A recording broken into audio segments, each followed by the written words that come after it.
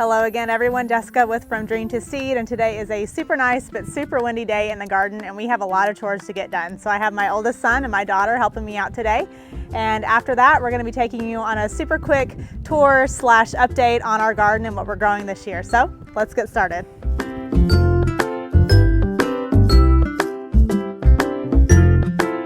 So the first thing that I like to do in the spring is to lay a fresh layer of compost on my raised beds.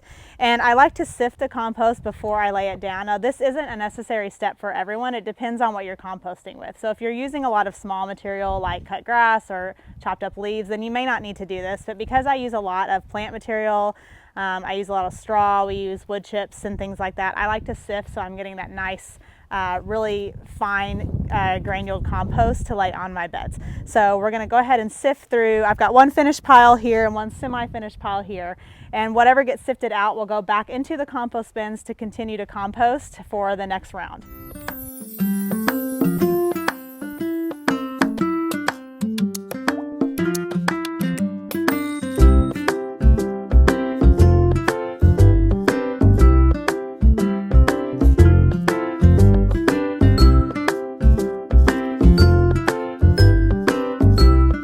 Okay, several hours later and we were able to get both sides of the compost bin sifted and a new compost pile started with leaves that we had saved from this past fall. Sorry, the wind is not making it easy to film today, but that's okay. We were able to get most of the beds covered. There's a few that I'll have to cover with store-bought compost, but I'm really glad that we started home composting because it's just much less that I've had to buy at the store. So now I will take you around and show you a few of the late winter, early spring garden projects that I have going on. Definitely had to wait 2 days for the wind to die down enough to film, but I thought I would quickly take you around and give you a quick tour slash update of what we are growing this year, some of the projects that we're working on, and a few of the plants that have already started to come up. So you can check out my Instagram reels for a pruning tip video, but I wanted to show you my front landscaping beds where I have limelight hydrangeas and I have several of these knockout roses. I've been battling black spot fungus on these for a few years now, and the plants are about 6 years old. So I decided this year to go ahead and do a super hard prune on these. So I cut them down, about a foot and a half above the ground. And I'm gonna start spraying these in a few weeks with an antifungal. But they are starting to come back. You can start to see some leafing coming back. So hopefully they're gonna be a lot more healthy this year. I also do have some tulips starting to come up. I did not plant any new tulip bulbs this past fall. I wanted to see if the ones I had planted from the year before would come back. And so far, not so great, but that's okay. So maybe I'll get a few blooms and I'll plant more this coming fall. So here we have new berry and flower beds that we put in last season. Well, we started 2 seasons ago and started planting in them this past spring and summer.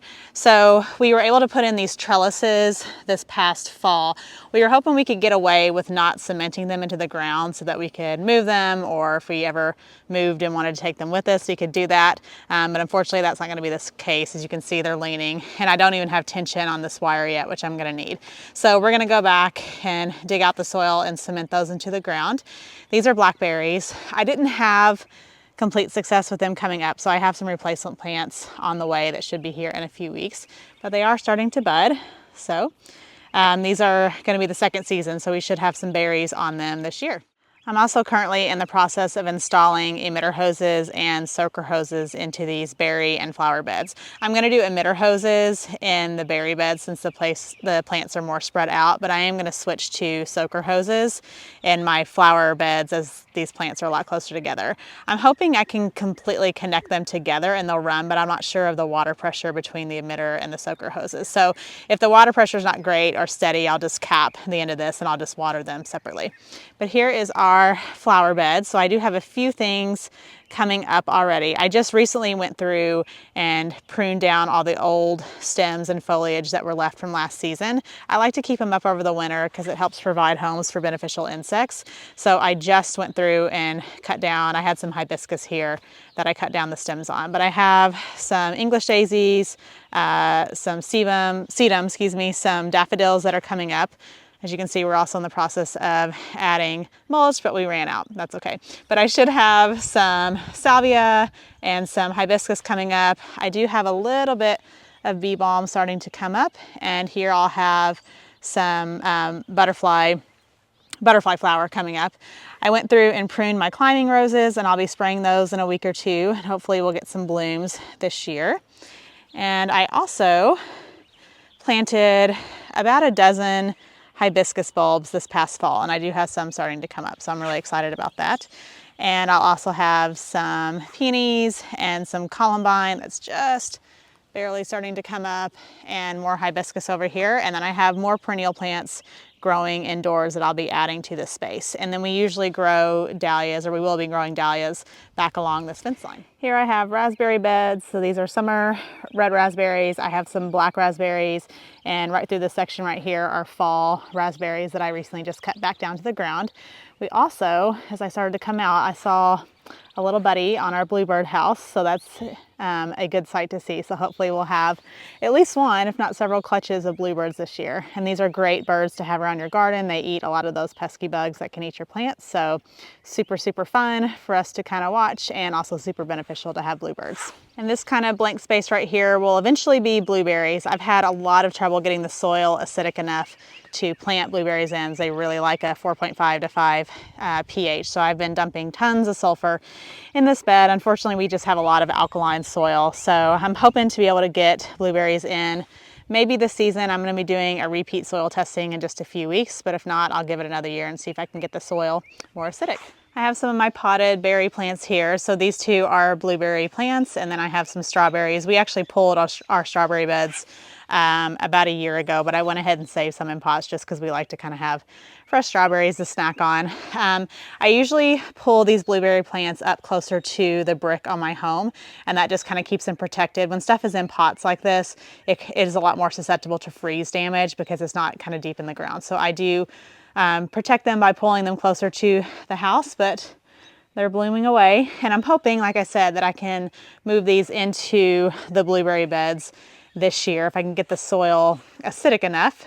But we will see. If not, they are plenty happy in pots. The soil level is getting pretty low, so I will probably add some fresh potting soil and sulfur to these pots, and I'll be fertilizing these in just a few weeks.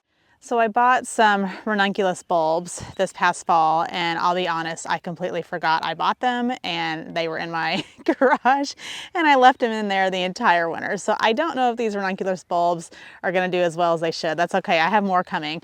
So I pre-sprouted them for 2 weeks, lost a few to rot. Like I said, they just weren't stored very well, but I do have a few coming up, so I am hopeful to get some blooms.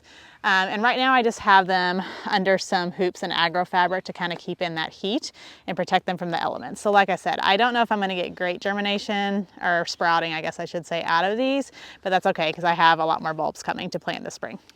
And then down at the other end of this bed, I had some extra hibiscus bulbs. So this whole bed is going to be flowers this year. So I threw in some hibiscus bulbs. They're coming up really, really well. And right smack in the middle, I have a green onion that I left in over the winter. I do this because onions are biennial, which means it takes 2 years for them to grow to seed. So this season, this green onion will shoot up a flower stalk. And from that flower stalk, I'll be able to get seed and save those for future use. This is some kale that I overwintered under some thick agro fabric. It's one of the few plants that will survive all winter long. Spinach is another one. They won't necessarily grow, but I can keep them. So I might leave one in so I can get some seed. Again, it's another one that needs 2 years to go to seed. But yeah, if not, I'll just go ahead and harvest what's left, and then I will prep this bed to plant some new kale. This is my garlic bed. I planted softneck and hardneck garlic last fall, and it's done really well. I covered it with some pine straw to keep it insulated a little bit, but so far I think all of the bulbs have come up. This is actually hardneck garlic I purchased to plant 2 years ago, and then I just cured it really well and saved the bulbs and then replanted some. So I'm hoping I never really have to plant or buy hardneck garlic again. This was a German hardneck variety, and it has just stored and done super well. So I'll definitely keep planting this. I did purchase these. This is softneck garlic, so I'll have to compare them and taste and see which one's better.